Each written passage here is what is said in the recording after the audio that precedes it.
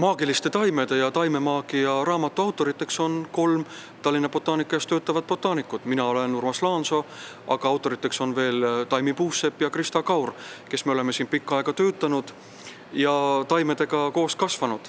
Selline mõte teha maagiliste taimede raamate tuli näituse külastajatelt. Me oleme varem päris mitu korda teinud müstiliste, maagiliste ja nõiataimede näitust ja näituse külastajad on mitu korda küsinud, et kust selliste taimede kohta informatsiooni lugeda eesti keeles, aga senimaani ei olnudki. Ja nii mõte sündiski kirjutada üks raamat. Raamatus on 101 üle maailma, Aafrika, Austraalia, Ameerika kui ka Euroopa maagilist taime valitud, aga tegelikult kogu maailmas on neid muidugi palju rohkem.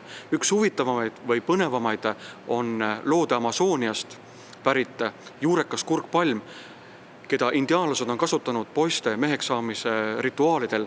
Nimelt selle kurkpalmi tüvest tehakse trompetitaoline pill, mida kasutatakse siis helide väljameelitamiseks, aga väljaspool rituaale palmi tüvest tehtud pill peideti jõeäärsesse mudasse ja terve aasta jooksul välja ei võetud.